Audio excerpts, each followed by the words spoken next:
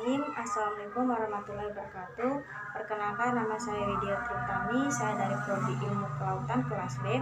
Di sini saya akan memaparkan sedikit rangkuman dari materi mata kuliah agama Islam, yaitu syarat, rukun wudhu serta yang membatalkannya menurut imam 4 mazhab Hanafi, Maliki, Syafi'i, dan Hambali, dan juga syarat rukun sholat yang membatalkannya menurut imam 4 mazhab. Para ulama 4 mazhab berzimah bahwa anggota wudhu yang disebut dalam Al-Quran merupakan rukun dari wudhu, yaitu membasuh wajah, membasuh tangan, mengusap kepala, dan membasuh kaki. Adapun rukun wudhu setiap mazhab sebagai berikut. Pertama, menurut Hanafi.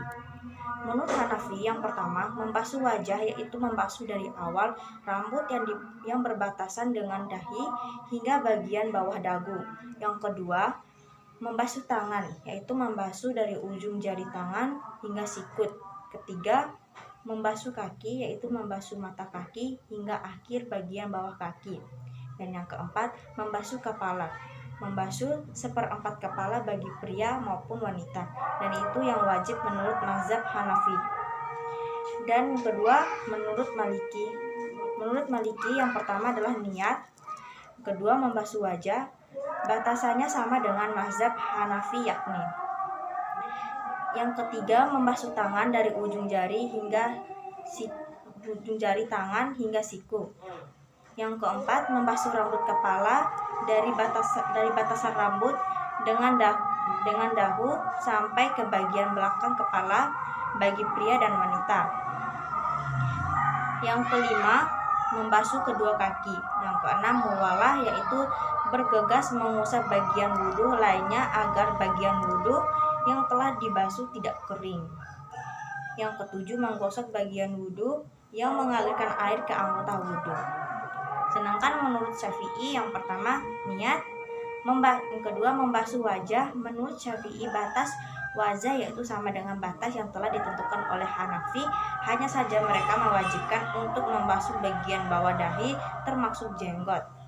Jika jenggotnya lebat, maka disunahkan untuk menggosok sampai bagian dalamnya. Namun jika jenggotnya tipis, maka wajib baginya mengusap semua bagian janggut. Ketiga, membasuh kedua tangan. Bagian tangan yang wajib dibasuh menurut mereka sama dengan batasan tangan yang ditentukan oleh Hanafi. Hanya saja Syafi'i mewajibkan untuk menghilangkan kotoran di bawah kuku. Yang keempat, mengusap rambut kepala. Menurut Syafi'i, jika seorang mengusap sebagian banyak maupun kecil rambut kepala, maka sah wudhunya. Yang kelima, membasuh kedua kaki, yaitu dari mata kaki sampai bagian bawah kaki. Yang keenam, tertib, yaitu wudhu secara berurutan. Sedangkan menurut Hambali, yang pertama membasuh wajah. Adapun niat, Hambali menjadikannya sebagai syarat wudhu, bukan rukun wudhu. Yang kedua, membasuh kedua tangan, batasannya sama dengan mazhab lainnya. Yang ketiga, mengusap seluruh bagian rambut di kepala, yaitu mengusap seluruh bagian rambut di kepala termasuk kedua telinga. Namun jika rambutnya panjang sampai melewati batas kepala, maka tidak wajib mengusap rambut yang melebihi batas kepala. Yang selanjutnya, membasuh kaki. Yang selanjutnya, tertib, yaitu melakukan rangkaian wudhu dengan berurutan. Dan yang terakhir, muwalah, yaitu bersegera membasuh bagian wudhu lainnya sebelum bagian yang sudah dibasuh menjadi kering. Dan sekarang adalah perkara yang membatalkan wudhu perspektif 4 mazhab. Yang pertama, keluarnya segala sesuatu dari jalur kubul dan dubur. Kedua, melahirkan meski tidak mengeluarkan darah. Ketiga, keluarnya sesuatu selain dari jalur kubul dan dubur seperti darah dan nanah. 4, muntah. Kelima, hilang akal. Dan keenam, menyentuh perempuan.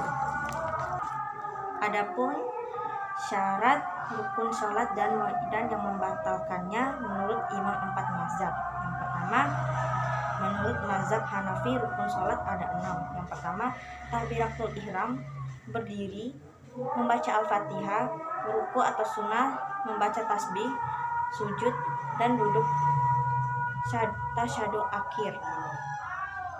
Yang kedua, menurut mazhab Maliki, rukun sholat ada 13. Yang pertama niat, yang kedua takbiratul ihram, ketiga berdiri, keempat membaca Al-Fatihah, kelima ruku, keenam i'tidal,